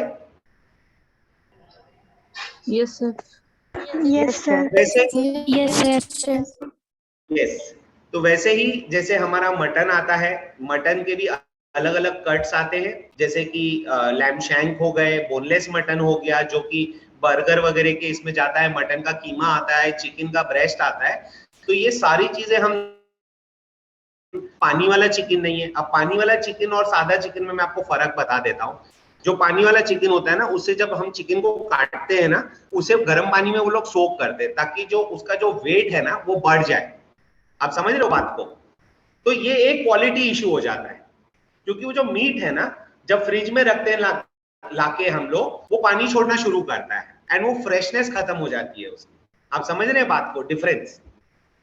और जो फ्रेश चिकन कट के आता है उसका हमेशा दाम ज्यादा होगा, क्योंकि वो उसी टाइम कट के उसी दिन के कंजम्पशन के लिए आया है आपके पास। ठीक है? Yes sir, okay.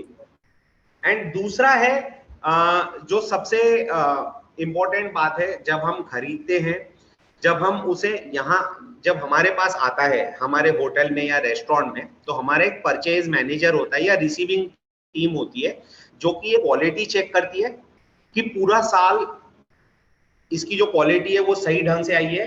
वेट होता है सबसे पहले, वो चीज का क्वांटिटी, अगर मैंने 2 किलो ऑर्डर किया है और वो 1 किलो 800 ग्राम निकला, तो 200 ग्राम का भी पैसा मेरे लिए नुकसान है धंधे में। ठीक है, मानते हो कि नहीं? तो वो चीज को एक्चुअल पे लेना, वेट चेक करना, रिसीव करना, एंड सीजन के हिसाब से, जैसे लेबलिंग होता है। अभी आपको मैं टिन्ड प्रोडक्ट्स के बारे में बता रहा था, बराबर है, जो कैन में आते हैं, जैसे हम हर्षी का चॉकलेट सिरप लेते हैं, हर्षी का कैरेमल सॉस लेते हैं, हर एक प्रोडक्ट के पीछे आपने लेबल पे देखा होगा कि एक्सपायरी डेट होती है, बराबर है? यस सर, अगर वो यदि वो एक्सपायरी डेट नजदीक है और हमने ले लिया बिना देखे, तो वो लॉस किसका है? हमारा लॉस है। लेकिन वो प्रोडक्ट कंज्यूम कौन कर रहा है? आपका कस्टमर या आपका गेस्ट, बराबर है? अगर यदि बीमारी हो गई उनको, तो कौन जिम्मेदार है? हम जिम्मेदार है उसके लिए कि हमने उसे सही तरीके से रिसीव नहीं किया है, राइट? यस बहुत इंपॉर्टेंट होती है जब आप चीजें खरीदते हो, उसका वेट चेक करना, उसका ग्रेडिंग चेक करना, उसका क्वालिटी चेक करना। क्योंकि देखिए आजकल है ना, हर एक प्रोडक्ट के ना इंडियन इंपोर्टेड वर्जन आने लग गए। जैसे लेट्यूस है, एग्जांपल, लेट्यूस देखा है आपने? मैकडॉनल्ड्स के बर्गर के बीच में जो लेट्यूस आता है, आपने लेट्यूस देखा है? अभी उसमें भी 2 तरीके आते हैं। एक इंडियन आता है जो कि साइज में छोटा होता है और सस्ता होता है, और एक इंपोर्टेड आता है जो कि एक लेट्यूस इतना बड़ा साइज का होगा। सो ये आप फर्क समझ रहे हो? एज अ कस्टमर आपको फर्क नहीं मालूम पड़ेगा, क्योंकि हम प्रोफेशनल्स हैं, राइट? बट क्वालिटी जो चीज होती है ना, वो बहुत मैटर करती है आपको लॉन्ग रन में सस्टेन। नेक्स्ट सबसे ज्यादा इंपॉर्टेंट है wise buying of food. Wise buying मतलब जो भी चीज खरीद रहे हो आप ना क्वालिटी पे कॉम्प्रोमाइज कर रहे हो और ना क्वांटिटी पे आप कॉम्प्रोमाइज कर रहे हो, लेकिन सही चीज ले रहे हो। भले वो A+ ग्रेड का मीट नहीं होगा या A मींस जो चीजें हैं वो ज्यादा हाई ग्रेड की नहीं होगी, मीडियम ग्रेड की होगी, लेकिन you are not compromising as far as your guest is concern. ठीक है, आप समझ रहे हैं? अभी जैसे बहुत सारी चीजें आपने देखा होगा मार्केट में, जैसे गोदरेज का चिकन आता है, बराबर है, आपने देखा होगा गोदरेज का चिकन मिलता है पैकेट में, वो फ्रोजन है, लेकिन हम जो यहाँ लेते हैं ना वो फ्रेश लेते हैं। क्यों? क्योंकि दोनों को पकाने के बाद में जो फर्क मालूम पड़ता है वो कोई भी पकड़ लेगा जो रेगुलर बाहर खाना खाता है। आप समझे डिफरेंस अभी? Yes sir. डाउट आपको परचेजिंग में?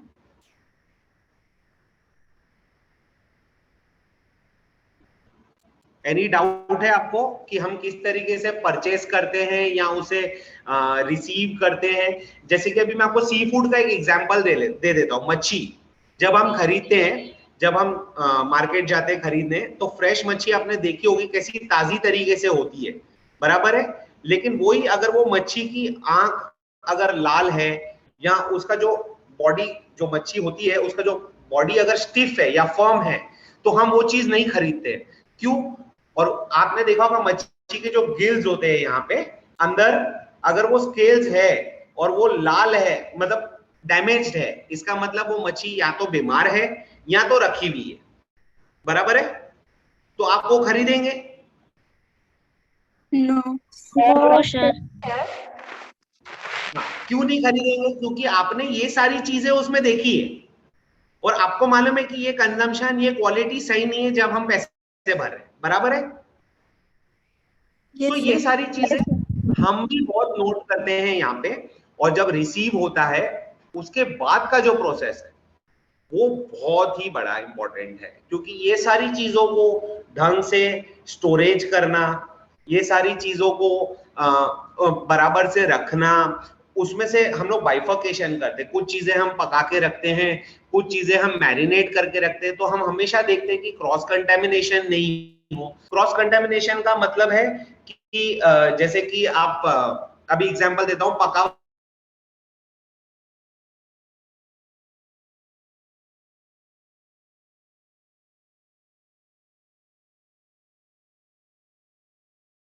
तो आधी पकी हुई होती है, बराबर है। तो वो सबको हम लोग डेट टाइम लेबलिंग करके कब आया है, कब उसे यूज करना है, हमेशा आप ध्यान रखिए कि जब भी आप कोई माल रिसीव करते हो और उसको स्टोरेज करते हो, हमेशा आप जूना माल पहले यूज करते हो, क्योंकि उसकी खराब होने की संभावना ज्यादा है, ठीक है। और हम हमेशा जो नया माल आता है उसे हम हमेशा बाद में यूज करते हैं, जिसे हम फर्स्ट इन फर्स्ट आउट का फॉर्मूला बोलते हैं, ठीक है। जो पहले आई वो पहले जाएगी और जो बाद में आई वो बाद में जाएगी। एग्रीड है? कुछ डाउट है आपको? No sir. एनी डाउट किसी को भी? No sir. ओके, सो अभी स्टैंडर्ड्स ऑफ रिसीविंग के हिसाब से द क्वालिटी जो हम मांगते हैं, जो हम चीज को पक्की करते हैं। अब जैसे एग्जांपल दे देता हूं आपको पनीर का, ठीक है। पनीर 3 टाइप के आते हैं मार्केट में हमारे पास कमर्शियल में, ठीक है। घर के लिए तो हम मलाई पनीर ले लेते हैं, बराबर है, मम्मी मलाई पनीर बना देती है ना पनीर की सब्जी में। बट यहाँ पे कैसा होता है, हमारे पास तंदूर का पनीर अलग आता है, जो कि हार्ड पनीर होता है, जो तंदूर में डालने के बावजूद भी अलग नहीं होता है, ठीक है। जैसे पनीर टिक्का बनता है, आपने देखा होगा पनीर के पीस सीधे रहते हैं, बराबर है। वैसे ही मलाई पनीर जो आता है हमारे पास, वो हम सिर्फ ग्रेवीज में यूज करते हैं, मतलब जो करीज होती है पनीर की, क्योंकि वो टूटने के चांसेस ज्यादा है। सो अब आप पूछेंगे कि इसमें फर्क क्या है। अब मैं आपको बताता हूं, जो मार्केट में हम जो कमर्शियल वाइज पनीर लेते हैं, कुछ कुछ पनीरों में हम लोग मैदे का कंटेंट चेक करते हैं। अब आप पूछेंगे मैदा पनीर में कैसे आता है, मैं आपको बताता हूं कि जो हार्ड पनीर होता है ना, उसमें मैदा कंटेंट ज्यादा होता है ताकि वो टूटे नहीं या बिखरे नहीं, ठीक है। जो मलाई पनीर होता है ना, आप हाथ से भी उसको कुचल देंगे ना, वो आपका भुर्जी की तरह बन जाएगा। बराबर है? एग्री करते हैं कि नहीं? यस। तो इसी तरीके से सारी चीजों का एक पर्टिकुलर प्रोसीजर होता है जो हम फॉलो करते हैं। एंड हमेशा हम देखते हैं कि जो क्वालिटी हमने सिलेक्ट की है एज अ ओनर या एज अ शेफ, जो एग्जीक्यूटिव शेफ होता है किचन का, जब हम एक पर्टिकुलर क्वालिटी सिलेक्ट करते हैं, हम हमेशा रिसीविंग के टाइम पे जब हमारे होटल में आती है चीजें, हमेशा हम उस पर ध्यान देते हैं कि वो ही क्वालिटी वेंडर दे रहा है। जस्ट बिकॉज अगर वो चीज महंगी हो गई और उसने हमें क्वालिटी खराब दे दी, तो टेस्ट किसका चेंज होगा? आपके रेस्टोरेंट का। नाम किसका खराब होगा? आपका। राइट? Yes chef. डेली का डेली हम लोग ये सारी चीजों का एक इन्वेंट्री बनाते हैं। ठीक है? इन्वेंट्री मतलब क्या क्या माल आया है, सबके फाइल्स बनते हैं। जैसे कि डेयरी का बिल अलग होता है, मटन का बिल अलग होता है, चिकन का बिल अलग होता है, ताकि हमें हिसाब किताब करने में और वो सारी चीजों को मेंटेन करने में बहुत इजी होता है। आज के जमाने में कंप्यूटर का जमाना आ गया है, हर एक चीज कंप्यूटर में आप फीड इन करते जाओ और वो सारी चीजें आपको एक तरीके से बन मिल जाती है। ठीक है? Yes sir. Anything else? Yes sir. Second जो इंपॉर्टेंट चीज होती है इसमें, जो इक्विपमेंट हम रिसीविंग में यूज करते हैं, रिसीविंग मतलब जब माल आता है उसके लिए हम जो इक्विपमेंट्स यूज करते हैं, जैसे वजन काटा हो गया। ठीक है? अलग अलग वजन काटा होता है, क्योंकि सब चीजें 5 किलो 10 किलो तो नहीं आती। कुछ कुछ चीजें जैसे मैदे की गुनी है 25 किलो की आती है, शक्कर की गुनी 25 किलो की आती है। तो हम जो वजन काटा होता है, हम हमेशा देखते हैं कि हम उसे साफ सुथरा रखें और क्रॉस कंटेमिनेशन नहीं होने दे, ताकि खाना हमारा जो रॉ प्रोडक्ट है वो खराब नहीं हो। फ्रिज में भी हमने सेक्शंस बनाए हैं, जहाँ पका हुआ खाना रखा होता है, सेमी प्रोसेस्ड फूड बोलते हैं, जो आधा पका, जैसे हमारे पिज्जा बेसेस है। ठीक है? हम पिज्जा के बेस खुद बनाते हैं यहाँ पे, तो वो चीज को हम 80% बेक करके रखते हैं। ठीक है? जो पिज्जा का बेस होता है ना 10 इंच का थिन क्रस्ट, वो 80% हम लोग बना के रखते हैं, लेकिन उसको इस तरीके से बना के रखते हैं कि वो कच्चे खाने के साथ या और पके हुए खाने के साथ में मिक्स नहीं हो। सो जो आपका जो स्टोरेज है ना, वो बहुत इंपॉर्टेंट होता है हमेशा। ठीक है? और दूसरा होता है एक ब्लाइंड मेथड बोलते हैं उसको। ब्लाइंड मेथड इज, अभी सपोजिंग इमरजेंसी में मेरे पास एक चीज खत्म हो गई, ठीक है, उसको हम ब्लाइंड प्रोसीजर बोलते हैं कि पेटी कैश से जो गले में जो हम पेटी कैश रखते हैं इमरजेंसी यूज के लिए, वो मार्केट जाके खरीद के आए, बराबर है, उसे हम ब्लाइंड मेथड बोलते हैं। और दूसरा एक मेथड जो है, जो सबसे इंपॉर्टेंट, जो सारे फॉलो करते हैं, वो है invoice method.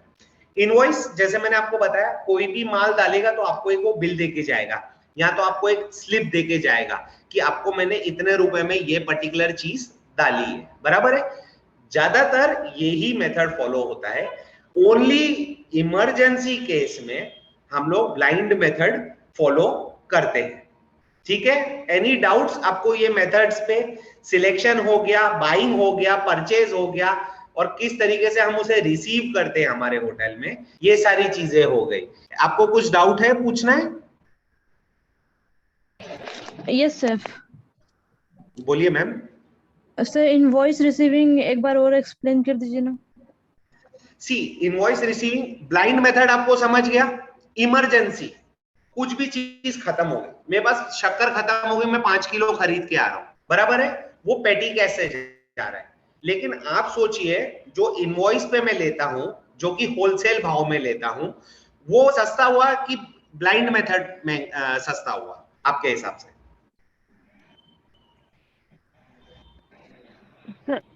Will you please repeat it? अभी सपोजिंग मेरे पास शक्कर खत्म हो गई है, ठीक है, मैंने 25 किलो की गुनी मंगाई थी इनवॉइस मेथड पे, ठीक है, इनवॉइस मेथड मतलब होलसेल भाव, और मैं अब जाके बाजार से 5 किलो शक्कर उठा के आ रहा हूं, तो मेरे को कौन सी चीज सस्ती हुई? Sir invoice method. Invoice method. So ये डिफरेंस है, आप समझे ब्लाइंड मतलब कुछ चीज इमरजेंसी में खत्म हो गई है तो वो आप परचेज करते। और invoice method is a selection कि आपको वो वेंडर से ही आ रहा है, वो ही क्वालिटी आ रही है जो आपने तय की है आपके रेस्टोरेंट के लिए। बट मार्केट से जो मैं शक्कर ला रहा हूं, अब मुझे वहां जो क्वालिटी मिलेगी, चाहे वो मुझे मधुर का शक्कर मिल जाए या मुझे टाटा का शक्कर मिल जाए या टाटा का नमक मिल जाए, तो मुझे वो लेना ही है। बराबर है? Yes sir. तो वो इमरजेंसी यूज हो गया। अभी आपको डिफरेंस समझा दोनों में? Yes sir. ओके, मैं आगे बढ़ूं? Yes sir. Welcome ma'am. दूसरा है स्टोरेज, जो मैंने आपको बताया जहां सामान हम रखते हैं वो बहुत ही ज्यादा इंपॉर्टेंट है। आपका फ्रिज का, डीप फ्रीज का टेम्परेचर, जिसमें हम लोग मीट्स वगैरह रखते हैं डीप फ्रीजर में माइनस टेम्परेचर में, और 4 से 6 डिग्री के सेल्सियस में हम भाजियां रखते हैं, ये बहुत इंपॉर्टेंट है। क्योंकि यदि टेम्परेचर सही नहीं हुआ, या आपके पास जैसे स्टोरेज के रैक्स बनते हैं हमारे इधर, ठीक है, जिसमें हम लोग ड्राई आइटम्स रखते हैं, बॉटल के सामान ऊपर, टिन के सामान ऊपर, नीचे उसके नीचे पास्ता के पैकेट, उसके नीचे हम लोग फिर वो पल्पेट के कंटेनर के अंदर जैसे टेम्पुरा का बैटर पैकेट में आता है, तो हम उसे अपने कंटेनर में निकाल के रखते हैं ताकि यूज के लिए इजी हो। ठीक है, तो ये सारी चीजों को ढंग से रखना, वो रैक पे लेबल लगाना कि कौन सी चीज किधर तरीके से स्टोर हुई है, कौन सी चीज पहले आई है वो आगे रहेगी, जो बाद में आई है वो पीछे रहेगी। ठीक है, आपको ये प्रोसेस समझा स्टोरिंग का? Yes sir. आपको अरेंज करना है चीजों को। बोलिए मैम। और जो हमारा रैक होता है वो हमेशा 15 सेंटीमीटर यानी कि 6 इंच जमीन से ऊपर शुरू होता है। ठीक है, अब आप पूछेंगे ये क्यों? अब इसका एक सिंपल तरीका है कि वो इस तरीके से होता है कि जैसे कभी अभी होटल है, खाने की जगह है, बराबर है, कहीं चूहे होते हैं, भले हम उसको रैट्स का ट्रीटमेंट करवा ले, वे रेगुलर हर महीने पेस्ट कंट्रोल होते हैं जिसमें हम कॉकरोचों की ट्रीटमेंट कराते हैं, बट खाना जहाँ होता है ना, वहाँ ये सारी चीजें निकलना कोई बड़ी बात नहीं है, आम बात है। लेकिन इस चीज को हमें कंटेमिनेशन, हमारा खाना खराब होने से रोकना है, बराबर है। इसके लिए हमेशा उसे ऊंचाई पे क्यों रखा जाता है? ताकि ये सारी चीजें उसे खराब नहीं कर। ठीक है, कुछ डाउट है आपको?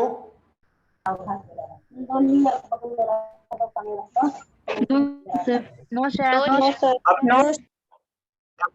अब जैसे कि आपको मैं बता देता हूँ, जो पानी की बॉटल्स आती है, आपने देखा होगा बिस्लरी का जो केस आता है पूरा का पूरा, ठीक है, कोल्ड ड्रिंक्स के केस आते हैं, वो हम रख सकते हैं नीचे। क्यों? क्योंकि वो पैक्ड है, सील्ड है, बराबर है, उसमें क्रॉस कंटेमिनेशन का चांसेस नहीं, कम है, बहुत कम है। सो इस तरीके से हम सामान खरीदते हैं, उसे रिसीव करते हैं, उसका इनवॉइसिंग बनाते हैं, उसके क्वालिटी चेक करते हैं, और उसे हम फिर स्टोर करके हम हमारा खाना बनाने में, एक कमर्शियल किचन में, एक रेस्टोरेंट में, एक होटल में अलग अलग ऑपरेशंस होते हैं। जैसे कि बड़ा होटल होगा तो उसमें हायरार्की भी बड़ी होती है कि रिसीविंग अलग होता है, परचेजिंग अलग होता है, बिलिंग अलग होता है। रेस्टोरेंट में हमारे पास परचेज डिपार्टमेंट होता है जो बिलिंग, इनवॉइसिंग, ब्लाइंड मेथड सारा फॉलो करता है।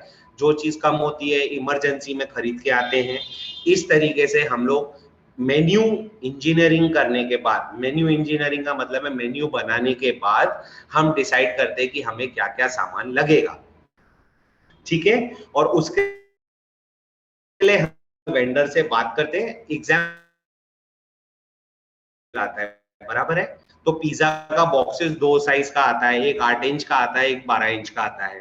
ठीक है, उस पे फिर प्रिंटिंग होती है, उस पे लेबलिंग होती है, फिर 450 ml के कंटेनर आते हैं, 300 ml के कंटेनर आते हैं सूप के लिए। उसके बाद में फिर आपका 500 ml का कंटेनर आता है वॉफल्स डालने के लिए, 200 ml के कंटेनर्स आते हैं जिसमें आपके सॉसेस, डिप्स या व्हिप क्रीम जाते हैं कॉम्प्लीमेंट्री। और अभी कोरोना के टाइम पे आपने देखा होगा कि हमें एज रेस्टोरेंट ओनर्स मैंडेटरी किया है कि हर एक खाना प्लास्टिक कवर में ही जाएगा ताकि वो कवर निकाल के फेंक दिया जाए because of the touch points, right. तो जो हम लोग जो प्लास्टिक का कवर यूज करते हैं वो बायोडिग्रेडेबल प्लास्टिक है, और जो कंटेनर्स हम लोग देते हैं अभी वो माइक्रोवेवेबल कंटेनर्स है। यदि आपने उसको माइक्रोवेव में डाल दिया ढक्कन खोल के 30 सेकेंड्स के लिए भी, तो आपके जर्म्स मर जाते हैं, राइट? तो ये सारी चीजों का भी इन्वेंट्री रखना, खरीदना, क्वालिटी चेक करना कि ये बायोडिग्रेडेबल है कि नहीं, ये यूजेबल है कि नहीं, म्युनिसिपल कॉर्पोरेशन के नॉर्म्स के हिसाब से, वो सारी चीजें आपको ढंग से चैनलाइज करके एक सिस्टम में हमें चलाना पड़ता है। आपको कुछ भी डाउट्स है तो आप प्लीज मुझे पूछ सकते हैं।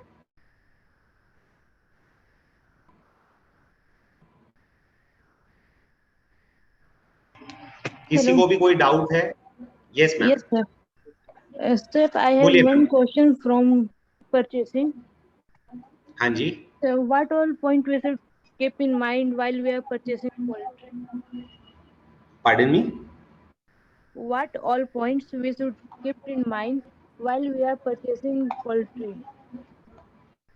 पोल्ट्री जैसे मैंने आपको बता दिया था, अभी पोल्ट्री के लिए 2 टाइप के चिकन आते हैं। एक पानी वाला चिकन आता है और एक फ्रेश चिकन आता है, जो कि फ्रोजन का मैंने आपको गोदरेज का एग्जांपल दिया था। जो गोदरेज की फ्रिज लगी हुई होती है मॉलों में, हम जाते हैं सुपरमार्केट में, वो फ्रोजन चिकन है। लेकिन यदि आप वो चिकन फ्रेश कटवा के लेंगे, उसके टेस्ट में और फ्रोजन में फर्क होगा कि नहीं बनाने के बाद? Yes, sir. होगा। तो सेम चीज हमारे यहाँ भी, हम जितना हो सकता है, जैसे झींगा आता है हमारे इधर, झींगा भी हम लोग प्रिफर करते हैं कि वो फ्रेश झींगा आवे, जिसका हम लोग शेल और जो बीच का झींगा में आपने काला धागा देखा होगा ना, वो भी हम खुद निकालते हैं। फिर उसमें हमें किसी चीजों में टेल यूज करनी है नहीं करनी है, जो पूंछ होती है झींगे की, जैसे फ्राइड प्रॉन्स होते तो हम पूंछ रखते हैं ताकि वो डेकोरेटिव लगे प्लेटिंग के टाइम पे, राइट? तो ये सारी चीजें है ना, बहुत फर्क पड़ती है। फ्रोजन खाने में, फ्रोजन प्रोडक्ट लेने में और फ्रेश प्रोडक्ट लेने में बहुत फर्क होता है। एग्जाम्पल और एक देता हूं आपको ब्रेड्स का। जैसे ब्रेड्स हो गई, बर्गर बन्स हो गई, हमने एक लोकल बेकरी के साथ में यहाँ टाई अप किया है, जो हमारे स्पेसिफिकेशंस, मतलब हमारे चीजों के हिसाब से, जो स्क्वायर ब्रेड होती है सैंडविच की, वो जंबो ब्रेड होती है, जो स्लाइस बड़ा होता है। आपने ट्रायंगल भी देखा होगा, ठीक है? जो आजकल मार्केट में फ्रोजन ब्रेड्स भी मिलने लगे। जब से कोरोना आया तब से लोग घर में खाना स्टॉक करके रख रहे हैं, होटलों में स्टॉक करके रख रहे हैं, फिर यूज कर रहे हैं। लेकिन जो वो फ्रेश ब्रेड जो आपको बेकरी वाला देके जाएगा हर 2 दिन में आपका स्टॉक, उसमें और वो फ्रोजन में फर्क है कि नहीं? Yes, sir. है ना? सेम वे जैसे मेरे इधर जो पिज्जा का बेस है जो मैं बनाता हूं, ठीक है, जो पिज्जा बेस है वो हम 80% कुक करके रखते हैं, 20% is cooked when the order comes, जिसमें हम टमेटो सॉस लगा के, चीज लगा के, उसको ओवन में डाल के क्रिस्पी करते हैं। बाद में ऊपर से हम लोग टॉपिंग्स लेयर करते हैं, चाहे वो वेजिटेरियन हो या नॉन वेजिटेरियन हो, लेकिन वो सारी चीजें फ्रॉम स्क्रैच होती है। सो वो क्वालिटी में, वो सारी चीजों में फर्क पड़ता है एंड कस्टमर एक्सपीरियंस में फर्क पड़ता है। बिकॉज जब कस्टमर आपको पैसे दे रहा है किस चीज के लिए, आप ये सोचोगे कि ये कस्टमर हमारे पास दोबारा आए। और क्यों आएगा वो आपके पास दोबारा? आपकी क्वालिटी के लिए, आपकी क्वांटिटी, जो कि आज के टाइम में बहुत इंपॉर्टेंट हो गई है, and second is your experience, your overall experience जो आप आपके कस्टमर को आपके रेस्टोरेंट में देते हो, right? Yes, sir. Any other doubts? किसी को कुछ पूछना है? Thank you, sir. वेलकम। और किसी को कुछ पूछना है प्लीज? स्टोरेज का भी मैंने आपको बता दिया। हमेशा आपके फ्रिज के टेम्परेचर्स, आपका डीप फ्रीजर का टेम्परेचर, ये सारी चीजें बहुत मायने रखती है कमर्शियली, क्योंकि अगर आपका एक भी फ्रिज खराब हुआ, आप सोचो आपका हजारों का माल खराब हो जाएगा। एंड क्रॉस कंटेमिनेशन होगा, वो अलग है, जो कि आप वापस इस्तेमाल नहीं कर सकते, ठीक है? बोलिए। जब हम फिश को रिस्टिंग करते हैं तो उसका टेम्परेचर क्या होता है? किसका मैम? सेफ फिश फ्रिज का? बाजी वाली फ्रिज का हम लोग 4 से 6 डिग्री के बीच में रखते हैं, और जो डीप फ्रीजर होता है वो हमारा -4 या -5 तक जाता है, depending on the outside atmosphere also, क्योंकि ऑटो थर्मोस्टेट्स होते हैं, तो वो आउटसाइड टेम्परेचर के हिसाब से अपना टेम्परेचर सेट करता है। Yes sir. क्योंकि डीप में जितने माल होते हैं वो ज्यादातर पेरिशेबल माल हम रखते हैं। पेरिशेबल म्हणजे जैसे चिकन हो गया, मटन हो गया, क्योंकि 0 डिग्री के नीचे जो माइक्रो ऑर्गेनिजम्स बोलते हैं हम, जो बेसिकली कंटेमिनेशन करते हैं खाने को, वो उगते नहीं है। Yes sir. ठीक है मैम। यस जैसे सर। अभी फ्रोजन का मैं आपको एग्जांपल देता हूँ, जैसे फ्रेंच फ्राइज का पैकेट आता है हमारे पास, तो हमारा जो पैकेट होता है फ्रेंच फ्राइज का वो 2.5 किलो का। हमारे जो डाइस मोज़रेला चीज का पैकेट आता है वो 1 किलो का आता है पिज्जा का।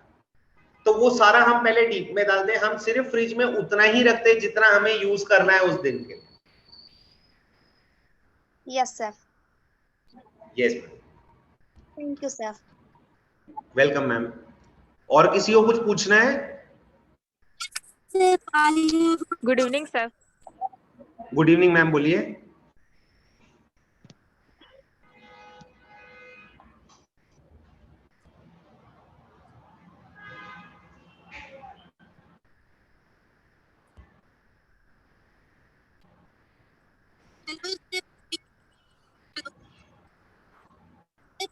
हाँ जी मैम।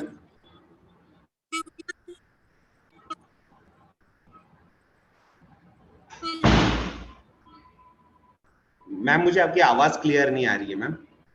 रानी आपका वॉइस कट रहा है, आप अपना क्वेश्चन चैट पे भी लिख सकते हैं। आपका नेटवर्क इशू होगा कुछ, आप क्वेश्चन चैट पे भी लिख सकते हैं।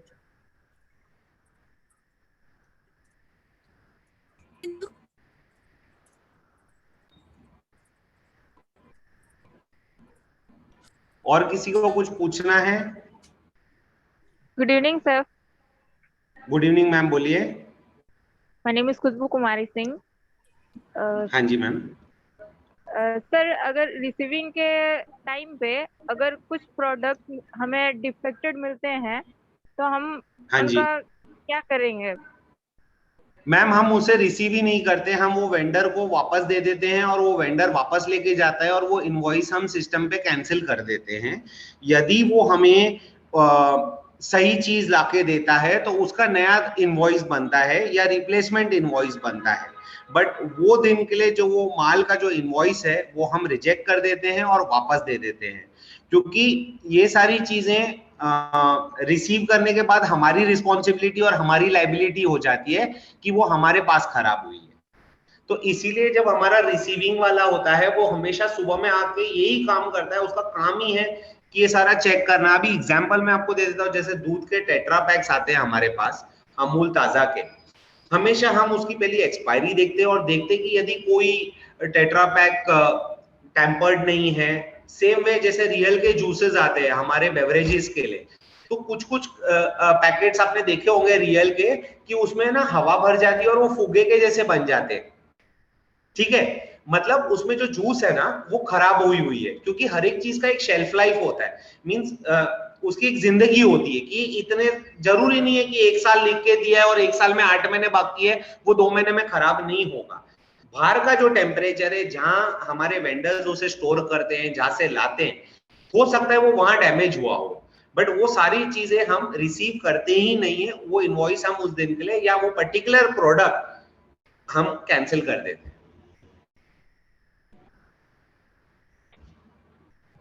Yes, chef. Thank you. Welcome, ma'am. Okay, thank you very much. I think we had a wonderful session, Chef, and I'm sure all the children have benefited from this. Thank you so much, Chef. Please give me a minute.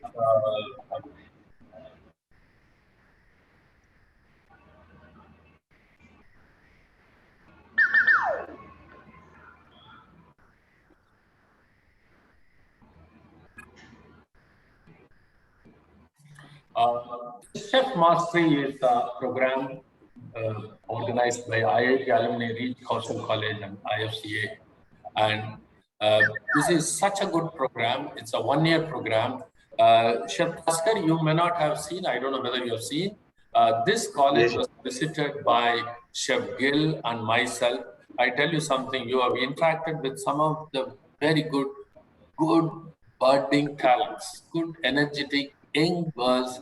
They are aspiring to become successful. culinarians. Either they work in a hotel or a restaurant. So such a good team of students. You would love to visit this college one of these days. And thank you very much for coming in for this wonderful program and sharing your experience. And I think you are doing a very good couple of restaurants. Leave out the pandemic. I don't want to take this period, consider this period at all, but I'm sure nobody is considering this period, but you have done a fantastic job in your restaurant. So on behalf of IFCA, IIT alumni and Kaushal College, we'd like to present you the certificate of appreciation for being a trainer and imparting knowledge today. Thank you very much, Chef Taskar. Thank you very much. Chef. Thank you, Chef. Thank you, students. Thank you. Pavitra, over to you. Thank you. Thank you, Chef. Thank you, Chef Tushar. This was a wonderful presentation and it was quite interactive. It's nice to see these young ladies also participate and ask their questions. It was very nice. We thank you again on behalf of IFCA. Absolutely grateful for your presentation and wonderful interactive classes. Thanks again. Thank you so much. Chef, if we are done, we can break for today and we could meet tomorrow. We could do the, Please. So thank you, everyone. We will end the session today here and now, and we will send the links to tomorrow's program shortly on the groups. Thanks again, everyone. Thank you, everyone. Thank you, Chef. Thank you, everyone. Thank you, Chef.